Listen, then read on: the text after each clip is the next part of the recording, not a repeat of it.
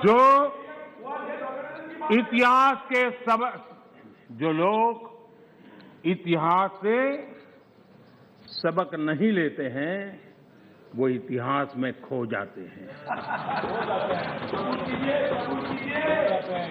माननीय अध्यक्ष जी, ये मैं इसलिए कह रहा हूं, जरा 60 से 80 का दायका, 60 से 80 का दायका, उनके सभी प्रमुख लोग उसमें आ जाते हैं जो देश का नेतृत्व करते थे। उस कालखंड की बात कर रहा हूं। 60 से 80 के दशक में क्या नैरेटिव होता था? कांग्रेस के ही सत्ता साथी,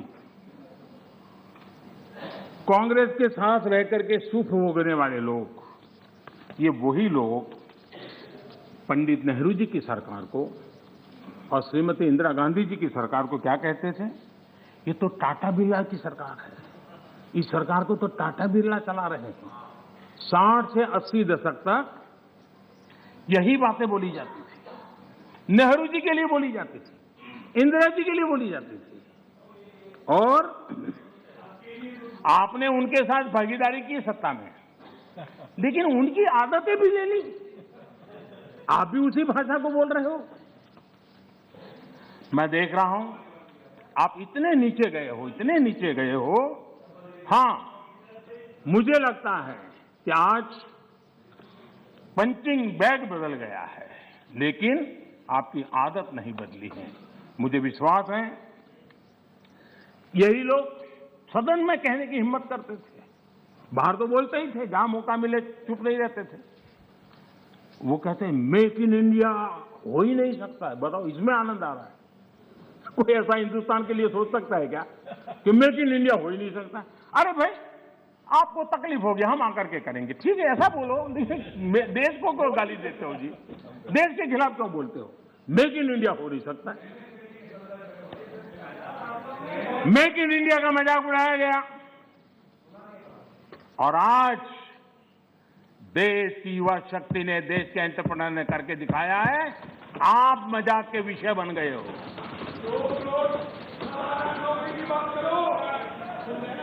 और मेक इन इंडिया की सफलता आप लोगों को कितना दर्द दे रही है, ये मैं भली भांति समझ पा रहा हूं।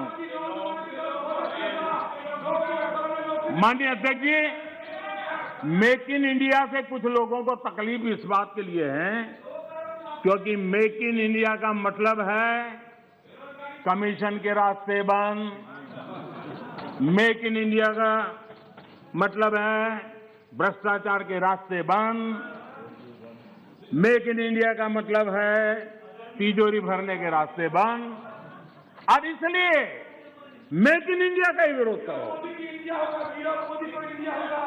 भारत के लोगों के सामर्थ्य को नजरअंदाज करने का पाप, देश के लघु उद्यमियों के सामर्थ्य का अपमान, देश के युवाओं का अपमान, देश की इनोवेटिव क्षमता का अपमान। माननीय अध्यक्ष जी, देश में इस प्रकार का नकारात्मकता का, निराशा का वातावरण, खुद निराश हैं, खुद सफल नहीं हो पा रहे हैं, इसलिए देश को असफल होने करने के जो खेल चल रहे हैं उसके खिलाफ देश का नौजवान बहुत जाग चुका है, जागरूक हो चुका है। माननीय अध्यक्ष जी, पहले जो सरकार चलाते थे, जो जिन्होंने 50 साल तक देश की सरकारें चलाई, मेक इन इंडिया को लेकर उनका क्या रवैया था? सिर्फ डिफेंस सेक्टर को हम देखें तो सारी बातें समझ आती थी, वो क्या करते थे, कैसे करते थे, क्यों करते थे, किसके लिए करते थे। पहले सालों में क्या होता था, नए इक्विपमेंट खरीदने के लिए प्रोसेस चलती थी, सालों तक चलती थी, और जब फाइनल निर्णय होता था तब वो चीज पुरानी हो जाती थी। अब बताइए देश का क्या बना? आउट ऑफ डेट हो जाती थी और हम पैसे देते थे। हमने इन सारी प्रोसेस को सिंप्लीफाई किया। सालों से पेंडिंग डिफेंस सेक्टर के जो इश्यू थे उसको हमने निपटाने का प्रयास किया। पहले किसी भी आधुनिक प्लेटफॉर्म या इक्विपमेंट के लिए हमें दूसरे देशों की तरफ देखना पड़ता था। जरूरत के समय आपाधापी में आयुध खरीदा जाता था, ये लाओ वो लाओ, कौन पूछता है भाई, हो जाए। यहां तक कि स्पेयर पार्ट्स के लिए भी हम अन्य देशों पर निर्भर रहे हैं। दूसरों पर निर्भर होकर इस देश की सुरक्षा निश्चित नहीं कर सकते हैं। हमारे पास यूनिट व्यवस्था होनी चाहिए, हमारी अपनी व्यवस्था होनी चाहिए।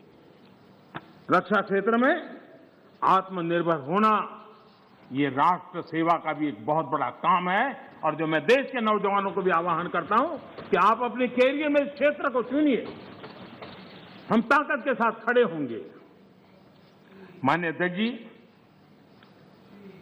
इस बजट में भी हमने ज्यादा से ज्यादा रक्षा उपकरण भारत में ही बनाएंगे, भारतीय कंपनियों से ही खरीदेंगे, ये बजट में प्रावधान किया है। बाहर से लाने के रास्तों बंद करने की दिशा में हम कदम बढ़ाए। हमारी सेनाओं की जरूरत पूरी होने के अलावा हम एक बड़े डिफेंस एक्सपोर्टर बनने का सपना लेकर के चल रहे हैं और मुझे विश्वास है ये संकल्प भी पूरा होगा। मैं जानता हूं कि रक्षा सौदों में कितनी बड़ी ताकतें पहले अच्छों को खरीद लेती थी। ऐसी ताकतों को मोदी ने चुनौती दी और इसलिए मोदी पर उनकी नाराजगी नहीं, गुस्सा होना भी बहुत स्वाभाविक है और उनका गुस्सा प्रकट भी होता रहता है। माननीय अध्यक्ष जी,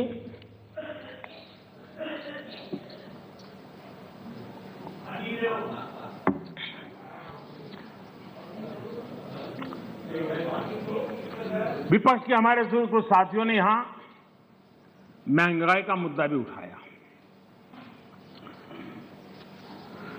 अच्छा लगता, देश का भी भला होता अगर आपकी ये चिंता